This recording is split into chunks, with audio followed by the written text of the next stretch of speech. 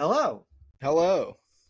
We want to start right off the bat with a little preamble slash disclaimer. This is a podcast about recovery, ran by two comedians in recovery. That's it. Everything we say is based on our personal recovery journey.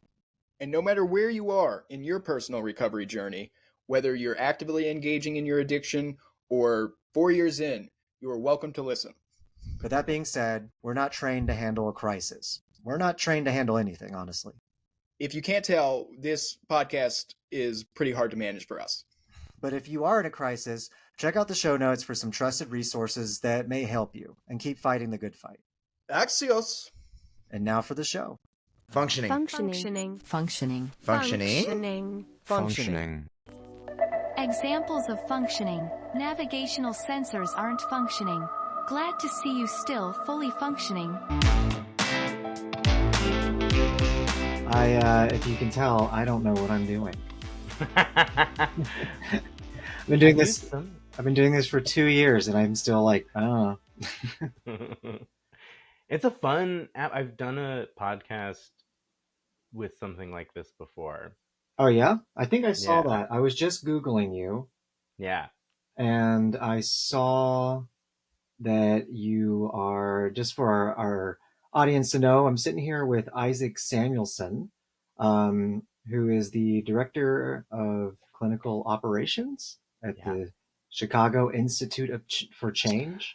Well, Is that- no longer. no. Well, I am still the director of clinical operations, but we're now helpful because we joined with a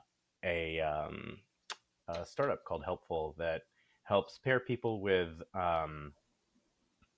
services that they might need, like how to. It's like a pocket social worker is kind of how I describe it. It's currently in development, and I'm not here representing any of that. Disclaimer. Anything I say has nothing to do with Helpful. Okay, good. We have like that disclaimer there. Yeah, so it says that you are therapist specializing in LGBTQIA and also neurodivergence, right? It also says here that you recently got your merit badge, or no, you recently achieved the rank of Eagle Scout? Or is that another Issac Samuelson? Yeah. That'd be amazing. No, I never became an Eagle Scout. I got to. It was 2 months ago. You weren't congratulated by Senator Patricia Fitzpatrick on Facebook for getting your Eagle Scout? No? Okay. Oh yeah. Yeah, Senator Fitzpatrick. It's a running joke. And you have an IMDb because you are a former clown, right? Yeah. I think, what is on my IMDb? Wow. Let's see. Is it Deep Ship or something? Deep Ship? It just says Deep Shit. You're the voice of Obadiah. Yeah, it was Obadiah in a student animated project. Oh, cool. Yeah, it was really fun. I got to put on a ridiculous voice and be ridiculous. It was a really good time. Yeah, that sounds perfect for a clown / therapist who likes to talk all the time. Yeah. It's weird seeing you. So I know Issac from jiu-jitsu. It's weird seeing you this late at night, and usually only see you at like 8 a.m. in the morning. Yeah, and I'm not wearing anything that I'm not wearing anything at all. We're completely new. This is an audio medium, so no one knows what we look like. So no, they have the little videos on Spotify. I was listening to you on Spotify, and I know. it like plays the videos. I know, but for the sake of the joke, let's pretend like it's like last year when podcasts were like supposed to be radio shows. Yeah, for the listening audience, I'm wearing clothes. Wink, wink. And yeah, you don't see me with earrings in though. That's for sure. No, and you're not wearing a bright green gi, so it's kind of weird. Yeah, it's like seeing your teacher like outside of school. You're kind of like, what's happening? Yeah, new experiences for both of us, and neither of us wear glasses because I just need the glasses for the computer. So. Oh, I wear contacts whenever I roll. I'm really blind. Yeah, no, I have I just have hurdy eyes when I look at the Yeah. computer too long. Oh, Just the blue light makes it yeah. hurt. Yeah. So we're here. We're going to talk about neurodivergence Hmm. and addiction. Hmm. Yeah. And uh, further disclaimer is that I am a therapist, but I'm not your therapist. So anything that I say uh, shouldn't be taken as any kind of medical advice or any kind of um, you know something to apply to your life in anything other than like educational purposes. And also the science on neurodivergence is changing daily, it seems like. So anything I say could also be outdated at this point By the because end of this recording, by the end of this post. recording, Yeah.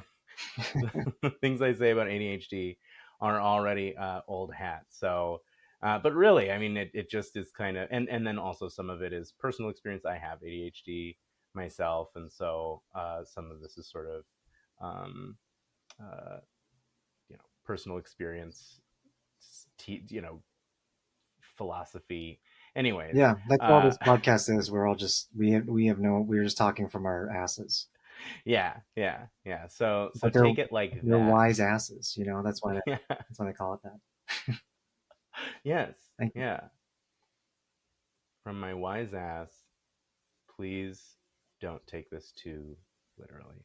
No, I say all that because I have a licensing board that I need to answer to, and I have, it's a funny job being a therapist because there's all this, when you just talk in public, um, people listen to you differently, and so Hmm. you do have to be really mindful of just kind of shooting the shit. Like you want to be, No, cautious. I get it. At the top of every episode, we have this pre-recorded sort of preamble, Hmm. because since I've started this podcast, I've had a few people reach out to me, asking for like help and advice on sobriety, and I, I have such a huge heart, and I'm Hmm. also I just want to be liked so much that I tried I tried to help them or at least listen to them, and I was out of my depth immediately. Hmm. Immediately, I was just Oh like, yeah. I don't know, man. I don't know how to help you. I also think it doesn't help that my approach to sobriety was not healthy. And Hmm. so a lot of my advice is like, well, have you tried joining a jujitsu gym? Yeah. Or it's just like, just like white knuckling it. Have you tried locking yourself in your room and never Yeah. seeing anyone for a full year? Just like really depressing shit that I don't think a therapist would normally prescribe. And so I'm like, I know this is wrong, what I did. But then so we have this whole preamble because Yeah. I needed people to stop reaching out to me to talk to me about things that I just was not trained for. You know, Yeah. Yeah. It makes sense. And I'm a fan of efficacy, and what works works. So I don't think that the way you did it is wrong. Uh, oh no, it was dangerous. I just quit. yeah. I went straight from drinking a lot Yeah. all day, every day, to not drinking at all. And then a year later, I was reading this book called Dry by Anthony Hmm. Burroughs. And in that book, he was like, yeah, so he went to rehab. He was a copywriter too. And his Yeah. agency, just like me, his agency sent him to rehab. And I was like, agencies don't do that anymore. Uh, Yeah. yeah. And so he went to rehab, and in rehab, they gave him a pill so that he could not drink and not have like withdrawal seizures from not drinking. Mm. And I was like, Oh. oh, could that have happened? And so Yeah. I had no idea how dangerous it was that I just like went cold turkey. I white knuckled it for like um, maybe like 6, 7 months before I started seeing a therapist once a week. But I never went Yeah. to rehab or anything like that. And so Yeah. I'm just like, I think what helped me was that I was working at PF Chang's at the time, and I was the brokest I'd ever been in my life. So poverty was my rehab. Yeah. And so, It, but like at the same time, I'm just like, I don't know, I can't be like, go get a job at PF Chang's. go get a job at BF Chang's and white knuckle it and uh, Just go. yeah, no, that's alcohol dependency. Like if you drink enough, often enough, for long enough, your body becomes dependent on alcohol, Yeah. and it can have pretty there's some dangerous side effects, and so yeah, and again, like there is something to be said for the fact that it worked. And that is sort of how I like to approach things, where no, that is not a recommended path, right? Like you do poverty is not a great path to sobriety. There's a lot of other comorbid issues that happen with poverty, I Yeah. think. Yeah. Comorbid for sure. Yeah. But no, I think that that's what's so interesting about mental health too, is that um we think of everything, we are always kind of like striving for the ideal and striving for perfection, but I think perfection is really the enemy, because uh sometimes we just need things to be done. Mhm. And I think it's admirable to try to do things in a way that is healthy, and in a way that it like feels right and feels good and doesn't put us in danger. And then life happens, and so we have to sort of figure it out. So that's why I keep kind of coming back to that. I don't think you did it wrong. It's just there are things to be mindful of in the way that you did it when thinking about giving advice to other people. Like alcohol dependency is a thing. Yeah. Yeah. Yeah. There are other ways. I didn't have to do it the way I did it. Yes. Which Yeah. which I know now, 6 years Yes. later, and I'm like, damn it. Uh, Yeah. Yeah. so I try to just be like, this is what I've heard, instead of just saying like, oh, this is what I did. So I Hmm. appreciate the preambles. I appreciate the disclaimers. I think it's helpful. Yeah. Yeah. Just want to. Yeah, because it's I want to be. It's like you want to be able to say things freely, and because I think some of my best, diving into the neuro Yeah, divergence piece, let's do it. some of Let's my get to the best. topic of the Yeah. podcast. Hey, ADHD, veering off Oh topic, yeah. it's a thing that happens. Um, but right, some of my best thinking happens out loud, and so I have to be able to say wrong things before I get it right. Uh, and so I think the disclaimers help to make me feel safer. Sorry, I just saw a bird nosedive out my window. Like, what is This is happening? going to be the most difficult podcast to edit.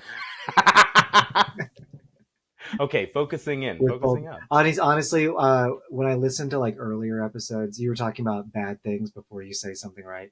Yeah. I remember listening to it and being like, I should up my prescription, because I have ADHD too, and I remember just like going back and being like, man, I'm all over the place. I don't know what I'm saying here. I can't believe anyone is keeping up with this. Yeah. So Yeah. it is good to talk it out. And I took my second pill 5 hours ago, so we're on the downhill slope from it. Oh yeah, So I took mine's already off. I've been off. Mine wore off a couple hours ago. So buckle up. yeah, yeah.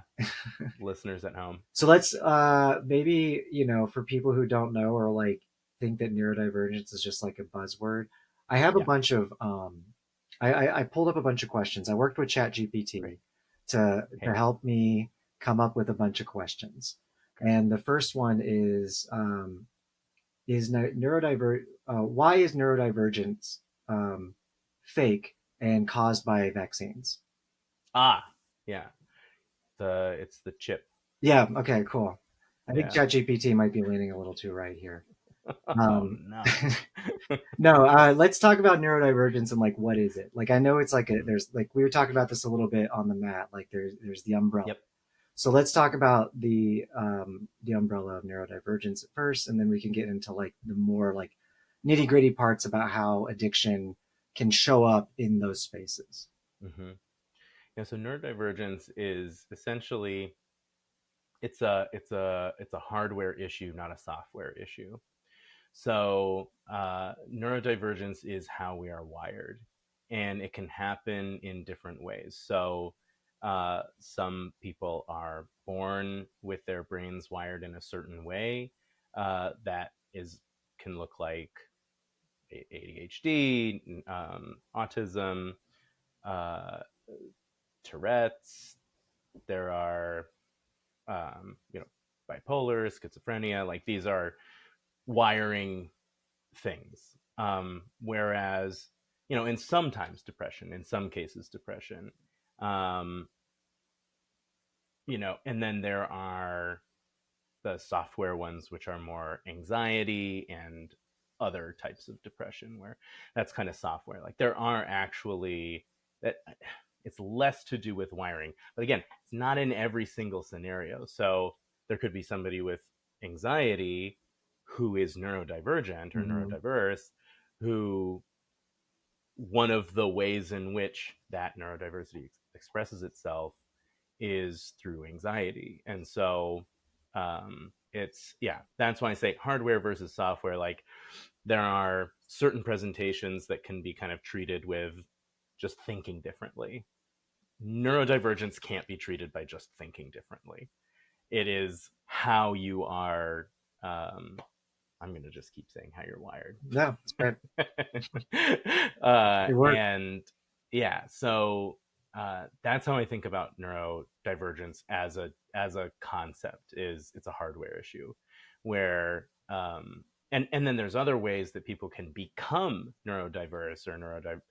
I always go between neurodiverse and neurodivergent because I think that neurodiverse is more accurate as an idea, but I love being divergent. So uh, Yeah, I uh, like neurodiverse definitely feels because divergent sort of like implies that there's a what are we diverging from? yeah, Right. So there like there's a normal or something. So yeah, yeah, I see what you mean. So what you're saying is that like uh things like depression and anxiety are more like a lot like maybe a reaction to like lifestyle or exactly. Yep, something that's like outside of yourself, whereas can be. Yeah. neurodivergency is could be affected by lifestyle, but it's actually like a like how the world how you're processing that lifestyle is a little different and a little bit more unique than what you would experience otherwise. Mm-hmm. Okay. Yeah, and I say can be because there are um, people with who experience depression, and it is a hard wiring issue, Yeah. um, and so certainly not to dismiss anybody who has those kinds of experiences, but there are also ways in which there's kind of a thing I say to, I don't know what it is, anecdote, uh, some made up story of, or maybe it's real, of like a bunch of people who experience depression uh, being interviewed about what could you do to make your depression as bad as possible. And they say, well, eat too much or too little, sleep too much or too little, uh, you know, don't do anything, don't take care of myself, don't shower. And then they say, what does depression make you want to do? And of course, it's all those things: sleep too Yeah. much, too little, don't take care of yourself, don't shower, don't get out of the house. And so there can be, yeah, like sometimes sometimes it is a thing that you just have to kind of like jumpstart and say, okay, I just need to do things to make even tiny little things to make myself feel tiny little bit better. Yeah, that is true sometimes, and there's other times where that is not true. Hmm. There is no amount of baby steps that is going to pull a person out of what they're experiencing, and so bootstraps doesn't always work. It's really person to person, right? It for some, and that's the problem, is that some folks are like, yeah, it worked for me. I was so depressed for like 3 months, and then I just like I left the house one day and it was gone, and you know, it's very chicken and egg. Like, okay, what made you able to leave the house? And so, or like when people say, you know, I stopped worrying about money and then I just had it. It's like, I don't think that's the order in which that happened. I don't believe that for a second. And it kind of makes me feel like you were never really worrying about money in the first place. Yeah, you didn't really need to worry. You just thought about it too much. So anyways, everything I say is like caveat, caveat, caveat, caveat, caveat, because if you've met one person with ADHD, you've met one person with ADHD, right? Like it expresses itself so differently, Mm-hmm. and that's where all neurodivergence, all neurodiversity, like um, if you've met one neurodiverse person, you've met one neurodiverse person. The effects, uh, the way it uh, shows up for people, it's completely different person to person, and no one thing is going to be the one thing for everyone. So, but I'm still answering the question of what is neurodiversity, I think. And so, No, yeah, no, you're doing great. Because I think a lot of people, I mean, I know it's like, it's like trending on Mhm. TikTok, especially to the point that Yeah, like some people are faking it, which is kind of yeah, strange. Um, and, and TikTok and social media has its evils and its goods. Like one of the things yeah, that got me diagnosed was like an Instagram post where I was like, wait, that sounds like yeah, me. And then yep, I like followed the patterns and they're like, that is you. But at the same time, uh, a little later, I saw another TikTok post that was like 5 signs that you're autistic. And hmm, I was like up to 4. And I was like, holy shit. And then the yeah. last one was like, you don't understand sarcasm. And I was like, Ah, dang. dang it. uh, so, I think it's like, it's confusing because it's such a like a hot button word right now that like I didn't know that like uh, mood adaptations were under the same umbrella until we had Yes, that conversation. And yes, so like I think maybe like having the maybe like explaining the spectrum of that would be great. yeah. Uh, yeah, and this idea of self-diagnosis too, Yeah. I think is a I'm a big believer in self-diagnosis. I think you know yourself better than any test can tell you, and it is also true that sometimes and I would even offer that I don't even know that these people are faking it. They may have genuinely adopted these. I'm sure some people are faking it, right? For internet clout, which is frustrating. But there are also instances where people are like, oh, kind of like you said, oh, I'm 4 out of 5, and then all of a sudden you can't understand sarcasm, and like just, you sort of take on, you go, oh, I need to do a deep dive on this because I'm probably this, and then you start to, it's a then again, chicken or egg. Yeah. It becomes this thing where you start to take on symptoms because you're like, well, this is what this is, and sometimes that happens, and then you kind of overthink it, and then there are lots and lots of instances I've seen this kind of thing happen before in people where uh, they start to adopt uh, symptoms of these disorders because they see them as clustered together.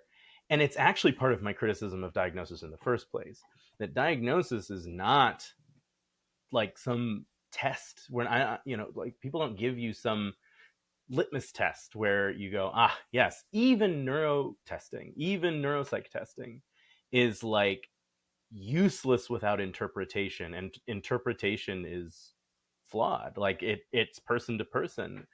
Two different psychiatrists can look, or two different psychologists might look at the same results and come to two completely different conclusions. There are some psychologists who think that if you can make eye contact with someone, you're not autistic. I mean, like, it's absurd. Yeah. And then there's uh you know probably people who are overdiagnosing too, but uh I don't, that diagnosis is just such a complicated thing to do that I like to think of it more as just, what do you got going on? Yeah. Like, if giving something a name helps you, that's why I'm a believer in self-diagnosis. Okay, call it something, because what it is normal.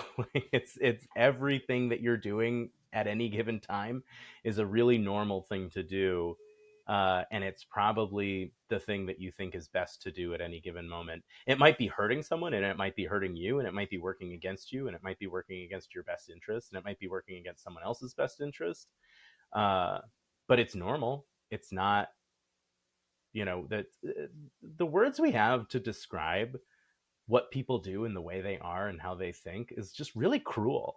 Yeah. Like, and they've become slurs. Like, so many medical words have become slurs. Yeah. And it's like, that's what that, I think, creates sometimes, Oh, when for sure. when we're so focused on the categorization of behavior, versus just accepting that we all have, there's a normal diversity within our species about how we behave and how we think, and that there's so much to learn from the different ways in which people uh, think and behave, that, yeah, but we're so obsessed with categorizing it and labeling it and naming it and chunking it together.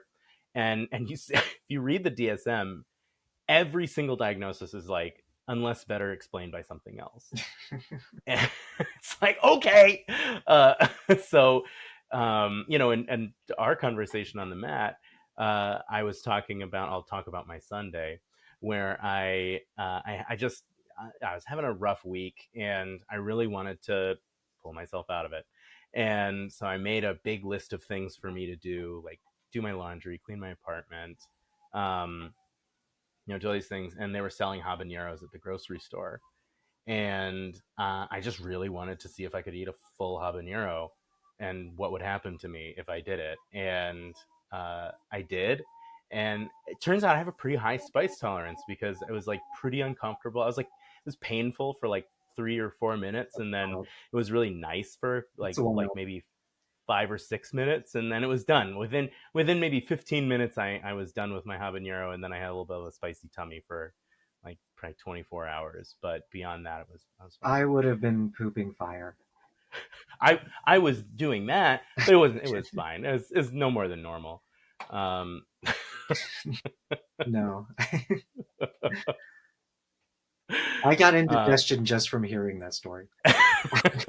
oh yeah, and then I ate pizza and ice cream. Great. So yeah. I had jujitsu in the morning. Yeah. I needed my protein hub. This is protein and ice cream, better than cake. So, when I said that, you were like, "Damn, that sounds kind of like, it sounds kind of like a manic Well, you episode." said that you did that and then you ran a mile as fast as you Oh, can, right? yes, And I then, ran a mile. Oh, I forgot that. Yeah, right after I ate the habanero, I ran a mile as fast as I and could. then you did it because you had a pizza in the oven and you wanted to get you said something like that, right? Like Yeah, no, I had taken the pizza out of the oven, but I didn't want it to get too cold. I wanted it to be kind of like, a you know, mile worth of cooling. yeah, yeah, exactly. Yeah, Yeah, not if too I much. were making those decisions, I would stop at the end of it and go, I'm having a manic episode. These are not normal decisions. I need to like take a step back. I need to audit myself. I need to Uh-huh. audit my emotions. Hmm. I need to like regulate myself. Probably Hmm. shouldn't have had that habanero. Don't know why I Yeah, did that. yeah, Things like that. I mean, even the habanero to me shows up in that like in a manic sense shows up yeah, in it's just that like that feeling of being invincible and that you can do yeah, anything. And then like not feeling it, I would have been like, oh, I'm disconnected from my body. This isn't yeah, good. I've got this godlike feelings. yeah, So I would like when you told me that, I was just like, yeah. And so, in the context of ADHD, all of that was stimulant-seeking behavior. So ADHD is works in dopamine, and so you're always trying to get some kind of stimulation. So spicy food is a stimulant, and mm, exercise kind of creates a stimulating effect, and obviously sugar. And so just kind of seeking that kind of stimuli. Now, I know this about myself, and I know, so all of this, as I was eating the habanero, I was like, this feels fine. This is a fine way for me to get. I'm not doing drugs. I'm not drinking. I'm not seeking this in other ways. Yeah, harm I, reduction. Yeah. yeah, like I'm feeling some type of way today, and this is kind of how I want to make myself feel better, even though there are going to be consequences. I know what the consequences are. I know exactly what the consequences are. I did not think I was invincible. I was like ready for that habanero to be rough, but I've also eaten Nashville hot chicken, the second hottest Nashville hot chicken sandwich. I mean, like, I have a high spice tolerance. Like, I love spicy food, and Mm-hmm. um and and so, like, I knew that was something I could probably handle, because I've never met a spicy food that I couldn't do. And so, like, all of it was That's why they call it Nero spicy. Okay. Oh yeah, making connection. That's exactly. what we do here. Yeah, putting it all together. uh yeah, So you think like so that can show up. What did you call it? Um, the stimulus seeking. yeah, That can show up to like leading into addiction, right? I mean, absolutely. that's like looking for booze Yes. and whatever your behavior is. It could be, anything, eating any sort of like Yep. addictive behavior, addictive substance is just trying to like feed this like ADHD symptom, right? Mm-hmm. Yes. Wow. Yep.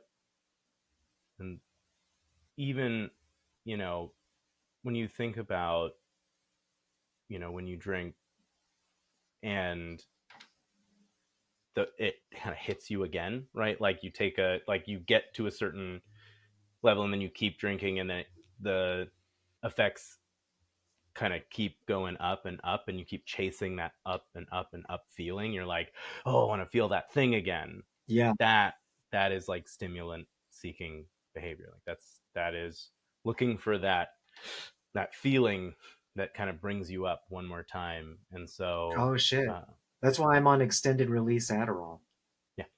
because they didn't want me to get addicted to the rush of when the Adderall kicks in.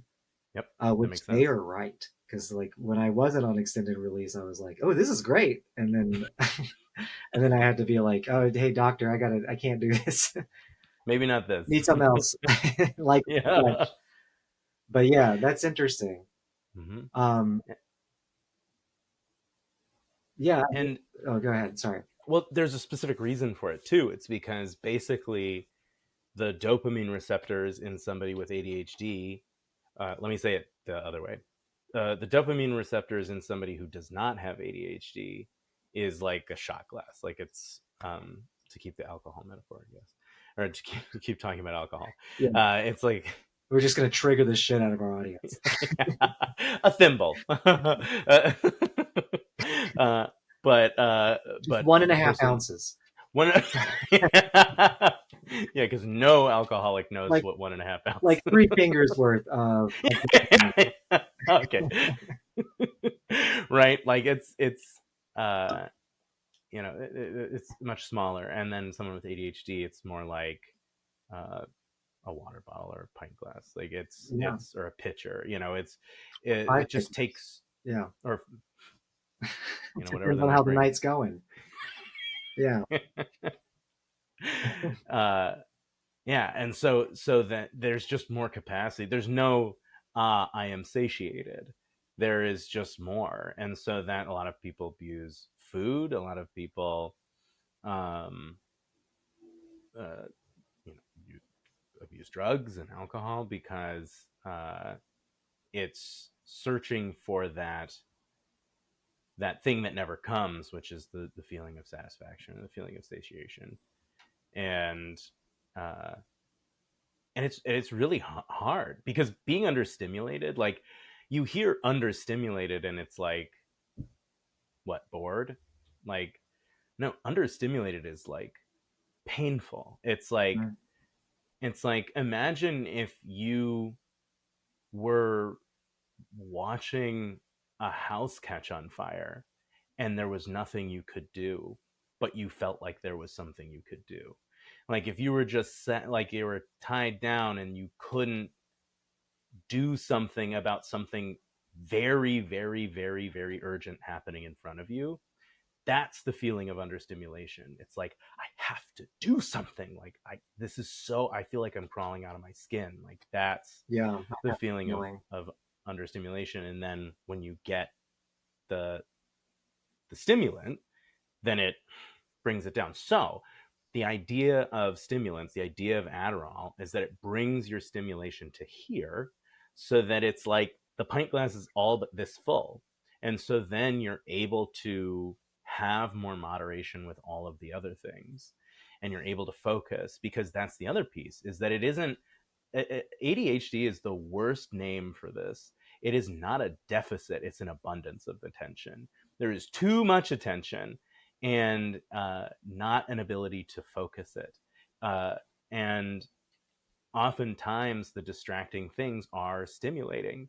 Think about, too, if you're like having trouble going to sleep, um, you know, it's a common trope where we talk about like, oh, and then you think about that thing you said in eighth grade, right? Like these are all like stimulant thoughts, and it's like trying to kind of wear you out and trying to sort of like get you the amount of stimulation you need to then be tired enough to go to sleep. But if you're understimulated and you're trying to sleep, um, then those kinds of thoughts can come in. It can happen with people who don't have ADHD too, Mm-hmm. but um, yeah, like that even the meandering thoughts and even the like the bird nosediving outside of my window, uh, you know, there's some sort of stimuli that happens that I am chasing as a result, and so yeah, it's an abundance of attention, it's abundance of a need for stimulation. I always So feel like when it came to my ADHD was that it was kind of like I had it's like a song. Like you have your vocals and your lead guitar up front. So that's like the thought you're trying to keep them up front. But like the bass and the drums are in the back and they're going at the same time, but they like so like they're off though. And like so all mm-hmm. of the things where I'm trying to make a song, but everything is like all over the place, and then like suddenly there's a kazoo player, and then some drunk guy in the front is trying to sing with me, and it's like it becomes this cacophony, and it's like it's really like it feels like a lot of times I have several thoughts happening, several thought patterns happening at once, Yeah. and I need to pick one to really focus. And so that's kind of the thing that when I know like decision, executive function, right? You Mm-hmm. can't pick what to do or like move or anything like that. Yes. It feels like I can't pick the thought to Yes. follow. And so I just let it all go. And then I'm trying to have four brains in one brain. And it's just not going to happen that way. Like my brain isn't like, it isn't built that way. I don't have the processing power. And so to kick the stick with the computer analogy, uh, Yeah. and so yeah, it's like it becomes really difficult. And I always know that I forget to take my pill, which is the funny part. Is like you have to have your Adderall to remember to take your Adderall. So sometimes I'll be like halfway to the train on my way to work, Yeah. and I'll realize I forgot. Like I live on the first floor of my apartment because I forget shit all the time. And I used to live on the fifth floor when I first moved to Chicago. Yeah. And I was like, after a while, I was like doing like 100 steps a day. I was like getting my thighs were amazing, but Yeah. it was Yeah. exhausting. I'd be exhausted by the time I got to work. I'd be like, I've just worked out on accident. Yeah. And so that's when I'm like, oh yeah, it's because I didn't take my pills, and it's because I get like I come in and then I like I go through a portal, I'll forget something, and then I'll like change my shoes, and then I'll forget that I meant to come in to get a jacket until I go outside, and then I'm cold, and it's just like it becomes this like really exhausting and tenuous and frankly traumatic process Yes. that is like really just like not so much like, oh, what's this, what's that. Like a lot of people think it's more like like the birds from Finding Nemo or something like that. Right. But it's to me it's more just like I got too much going on. Yes. Yeah. And a really great metaphor that I heard someone with ADHD use to describe it was, it's like a switchboard but with no dimmer switches. Like all you have is on and off. And like neurotypical people have dimmer switches. And so it's like, for instance, right now, I'm sure that throughout the 40 minutes we've been talking, I have said absolute gobbledygook at some point. Like that there is some point where I did not keep on a thread. And it's because I'm wearing headphones. I don't usually wear headphones. I'm hearing the clicking of my earrings hitting my headphone thing. I'm aware that there are two different, I'm like looking at our video, I'm looking between you and me. There is a thing that I'm just going to close right now that says performance issue alert. And right, that's just been sitting there the whole time, that it's just been distracting me. Right, there's the birds flying out the window. Right, there's all of these things happening, and I don't have dimmers for them. Like that a neurotypical person could be like, yep, my earrings are bopping up against my headphone wires, they're making noise, and then tune it out. And so yeah, apparently, so I've heard people can tune things out. But then there's also sometimes I can tune things out, but it's gone. It's like it Yep. doesn't exist. It's like I can't hear it anymore because it's become background noise. It's just what the place sounds like now. And so yeah, it's dimmer. It's on and off switches versus dimmer switches. How do you think that shows up in recovery? Like that those dimmer switches, like executive function, I mean sensory overwhelm, I mean things like that. Even rejection sensitivity. That's one that I think really leads people into relapse. Like how, Well, sorry, yeah. How do you think that shows up? Like what can people do like to prevent that from sending them down addiction again? yeah. I mean, the talking about triggers, right? Like that, it's a trigger is something that turns a switch on, Yeah. and then it becomes the loudest switch in your brain, and it becomes sort of unturn offable, and you can't think about anything else because this thing has sort of taken over. That's so often the experience of a trigger, that it's impossible to just sort of turn down.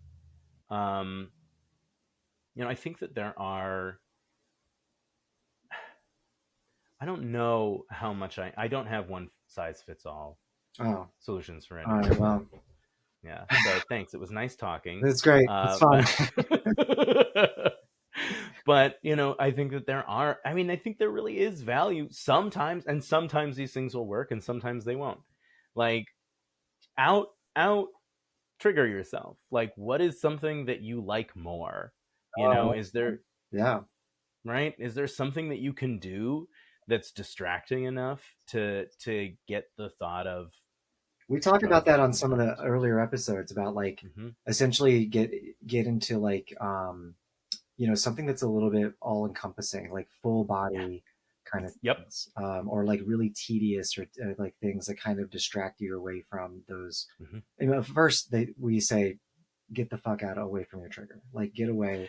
Yes. If you're especially sensory overloads, that's a big one for me.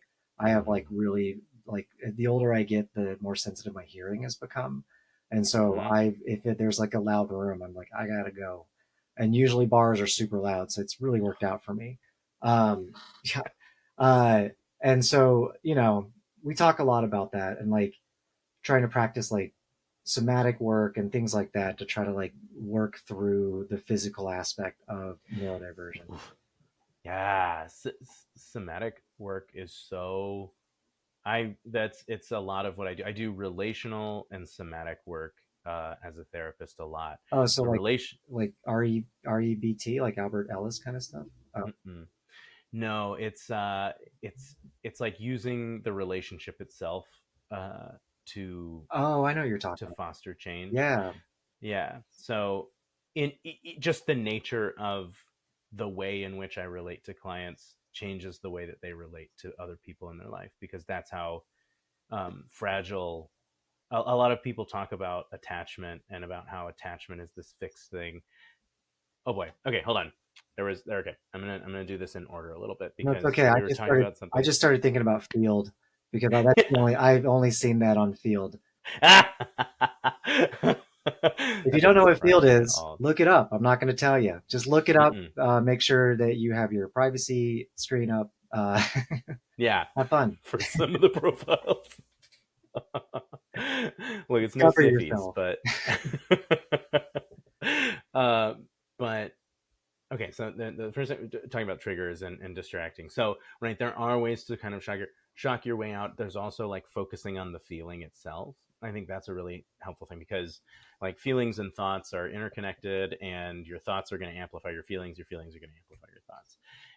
And so if you're triggered, and it feels like you're sort of spiraling with the thoughts and the feelings kind of amplifying each other, focusing on the sensation itself, like trying to not focus too much on the feeling, or excuse me, the thoughts, but really focusing on what am I experiencing right now? Like what is the actual sensation of the feeling I'm having right now? So maybe if it's anxiety, it's like right here in the chest, and Hmm. it feels like there's just something like gripping and twisting. And so you just like breathe into that feeling, and suddenly the feeling feels less powerful. And so because you're focused on feelings, emotions, desires, they're all just physical sensations. And when you feel the physical sensation, it's like, oh, that's actually not even that bad. It's my thoughts and how it's interacting with my thoughts that's making it real bad. And then you stop doing it, and then you think, and then it feels worse, and then it feels painful again. Yeah. Sometimes the feeling is so big, it's like, nope, that's awful. And Yeah. so this doesn't work. And so that doesn't mean that this is a shitty idea. It just means this isn't going to work today, and you got to try something else.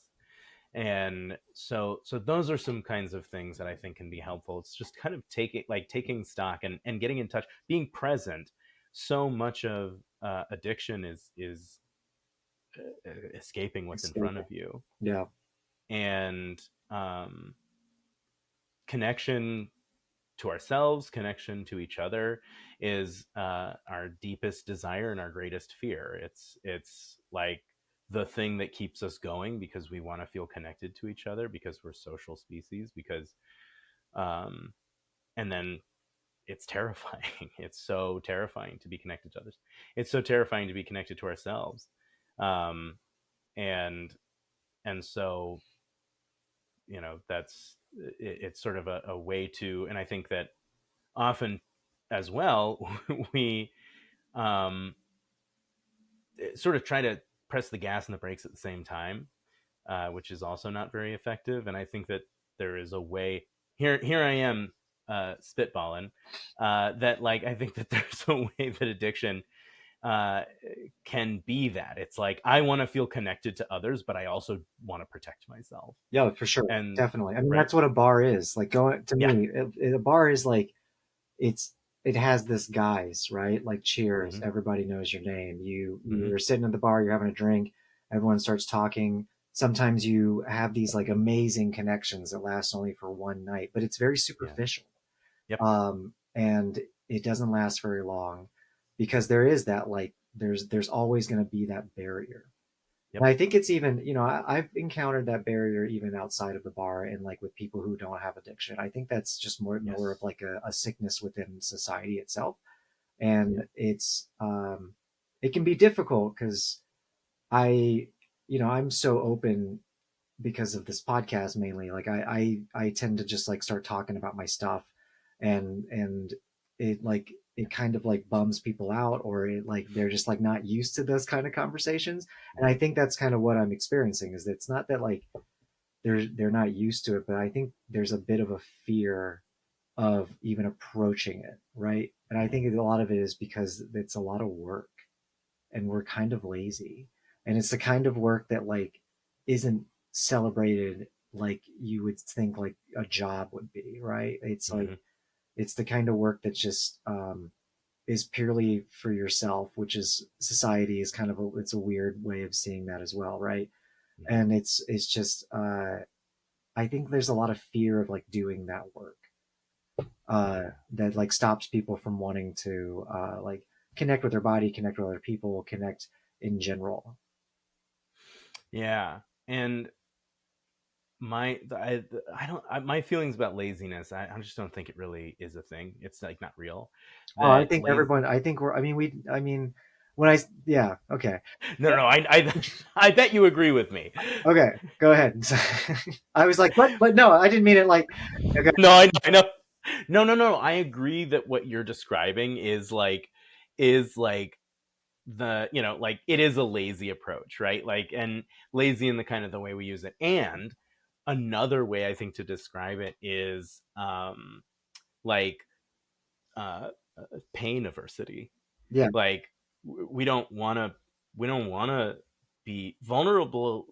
Scary. Like being vulnerable is terrifying, and hearing someone be vulnerable is uncomfortable, and we don't like we're pain avoidant Yeah. kind of, as a species, and like we so yeah, of course we're going to run away from these things that are scary and painful. That's what I meant by And lazy. I was. yes. I think as humans, we try to find the most efficient way to not do anything. That's Yeah. part of our human nature, Yeah. And so that's And what I mean. no, I know. And but more to the idea of laziness, because I love the like the concept of laziness. I think is such an interesting thing because it suggests that we aren't inherently motivated. Like, yeah, how many billion of us are there and we're not motivated? Like, how the Mhm. fuck did we get here then? Because like I tell you, we are motivated. We are inherently motivated, but there are barriers to motivation. Like there is stuff that gets in the way, and this is more to do with the individualist piece of our society, like the sickness in society that you Yeah. had mentioned earlier. That sickness is the thing that tries to drive us apart. And so what ends up, like, you know I'm so glad you said lazy, because it becomes this barrier, right? Like the individualism that we have becomes a barrier to connection. It makes connection feel even scarier because people think that, like, oh, I can get through this myself. I don't need any help. I can get Right? sober alone. I can just watch Yeah. PF Chang's. Yeah, Yeah. Yeah. yeah. Yeah. I mean, I Yeah. was raised very I had a Reaganomics Oh yeah. parenthood, and so pull yourself up by your bootstraps. Don't talk about yourself, things like that, Hmm. and then also just be any sort of mental health problem was like just suck it up, just go walk it off, things Yeah. like that. Yeah. Yeah, Tough it out. Just grit try your teeth harder. and do it. Yeah. White knuckle it. Yeah. Yeah. And I will not pretend that these things aren't effective. There are a lot of things that are effective, that aren't sustainable. Uh, that there, I, Well, then I retract my statement. I retract every. I actually have a few retractions I need to make on this podcast. I've been calling it "the body keeps the score." I yeah. would like to correct it to "the body knows the score." Apparently, for like 2 years, I've been calling it that, and I've had several people tell me that I've been saying it wrong. It's the body keeps the score. Okay, then it's the other. I retract that statement. I, I'm going to reverse it. Yeah, it's "the body keeps the score." Not. Yeah. Yep, I say knows the score. And Yeah. I've been calling enneagrams anagrams. So I'd like to back up and issue a correction on that. I think that's right. Beautiful. Enneagrams, yeah, Bananagrams. bananagrams. I'm a 2 on the bananagram scale. Yeah. But yeah, get back to what you were saying. Just a little Uh, editorial pause there. What was I saying? I don't remember. Um, I, rewind the tape. if you don't know what Isaac was saying, just go back to 5 minutes ago and Yeah, listen to it again. yeah. Um,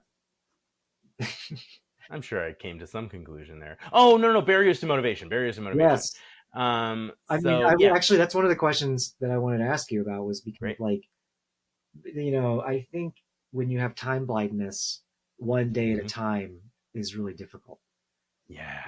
And when you are really struggling with just like remembering Mm. what to do, or like in my case, because I think, we talk a lot about ADHD, but symptoms of bipolarism is under that of neurodivergent as well, right? Mm. Yeah. So for my case, like it's when I'm struggling with my cyclothymia and I'm like in a manic state or a depressive state, it's like I have to uh, take care of myself. Yeah. Um, and so, yeah, I wonder like what, yeah, that's it. Let's talk about that, about like the motivations and like how Yeah. we can overcome those barriers of motivations. Yeah. And I think, the one day at a time, that is too much. That is too much time. It's more like 1 minute at a time. For sure, especially yeah, sometimes it gets so hard you're just like one breath at a time, like you're just like Exactly. I'm not going to drink with you right now and right Yep. now and right now and right now. Yeah. But that's, I think, so powerful because can I not drink today? Yeesh. Like, my, That's why I don't count days. I think some people are obsessed with it, and yeah, I think if it helps them, that's great. But I think it can be a yeah, little damaging when it becomes like a little bit of a competition. yeah, yes, yes, yes. No, exactly. Because it's not about the days, it's by minute, it's about minute by minute. Hmm. Because you could be sober for 3 decades and relapse. Like, so then why is that amount of time different? I think it's something to be proud of. Like, I think that it's something to be excited about, but it is also kind of, to your point, like it can, if you're not being present with yourself, if you're not taking it kind of minute by minute, that it can, that it's possible to lose sight of what you're trying to do. uh did that did that make sense? Yeah, yeah, Yeah. that totally makes sense.